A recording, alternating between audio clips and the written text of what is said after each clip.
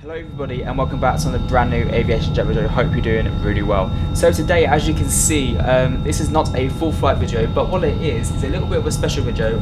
Today we're doing the review of the FSlabs A320 Sharklet variant. Now this was released, or when was this released? Yesterday. By the time I filmed this video, yeah, it was yesterday. So the 13th of May, this was released. You can pick this up now on the FSlabs website. You can do a bundle package if you want. But it's currently on the FSlabs website, link will be in the description below. So today we're doing a review video of the FSlabs A320 Sharklets. This isn't going to be a tutorial, this is purely just me going through the new features and having a look at them and see what they're like. So as you can see, the first main new feature you're looking at is the Sharklets, which is right in front of you, which is these beautiful specimens right here.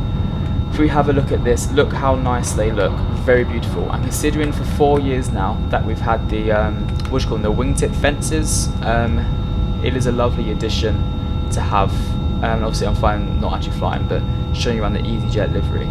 This livery is also on the FSlabs forum. So like I've said, this aircraft is currently, I think it's £52, so in euros and US dollars, things like what is it, like $80, something like that. But in pounds it's £50. As you can see, it's a beautiful aircraft and it's really nice to fly with the Sharklets. Very, very nice. Right, so let's get into the flight deck. As you can see, you might not notice any immediate changes, but there are a few little changes here. So we're going to go through the basic ones first. The lighting has changed.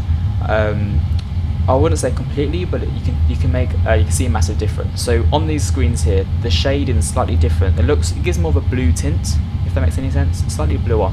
A great example of what I'm trying to say is down at the MCDUs down here. Now this here, as you can see, is slightly more blue in colour. I can try and see if I can put a comparison up between the new ones and the original FSlabs. So here you go, here's a picture. Before it was more white looking, so it looks like it's got like a filter, like a tint over the MCDU screens. That's like the main feature here. There's also, I actually wonder, oh, is it still not? Nah. Wonder if the what's it called? What do you call it? The video, the security camera worked. Anyway, so that's like the main colouring features here. One more thing on the overhead panel I want to mention. The lighting on here is also more of a blue colour. There is slightly the way you click buttons in the flight deck is different to the way you used to click them. So before, you just click a button, bam bam, click them, they go on and off, right? There are a few buttons here that you need to hold down in order to release them. So here we have the external power button. To get external power on, you literally just click it, but to release it, you got to hold down on the key. So before, you could just click it and it would go off. Yeah, as you can see, it didn't go off. What we've got to do is hold it down and then it goes off. Yeah, and then to get it back on again, one click. The same up here for the electronic pumps up here, it does that. I'm not sure about the battery. Battery's off, battery's on, yeah. So there's obviously a few buttons that, if you're wondering why things aren't working, just hold it down and it should work.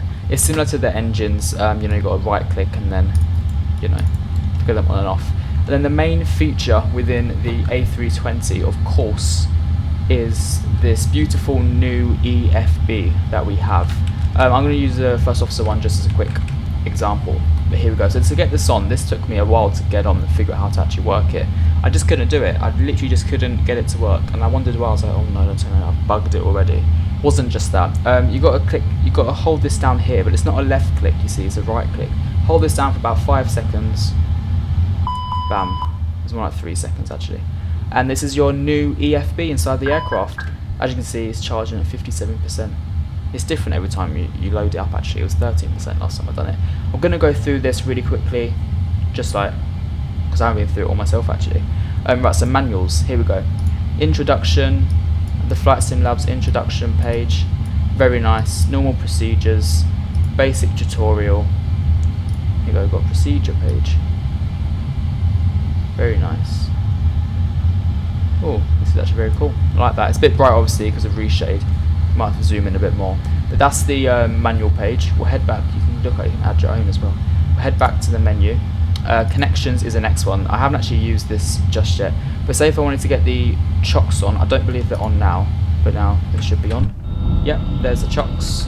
Come back here and then Chocks released. There we go, no more chocks here.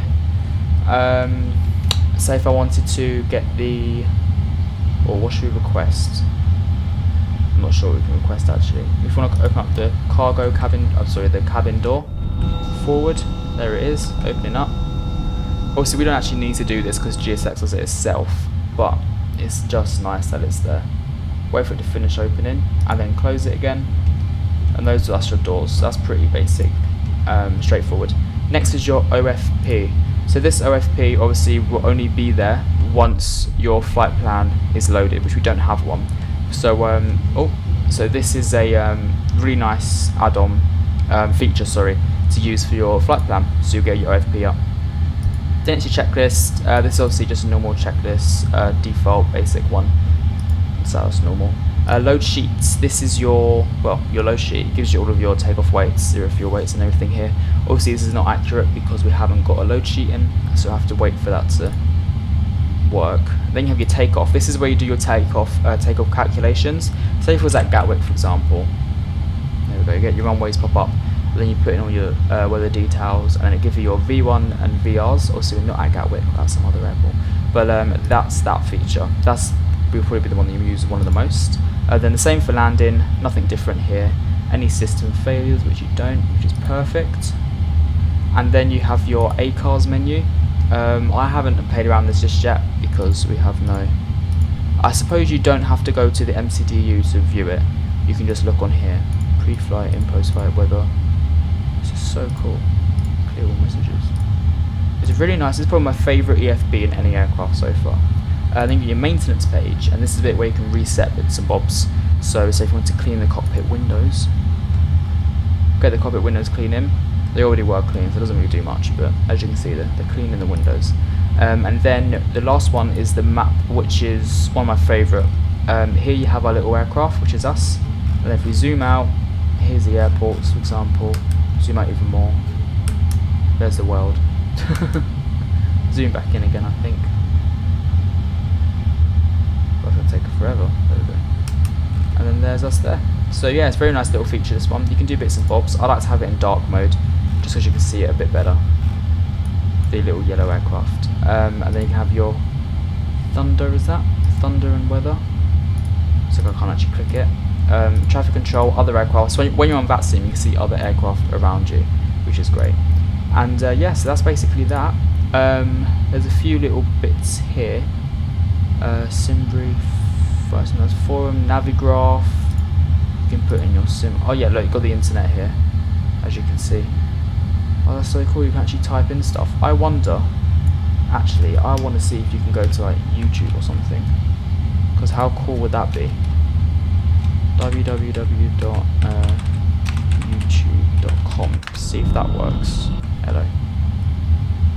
Oh, it does. Hang on. What do I do here? How do I get rid of it?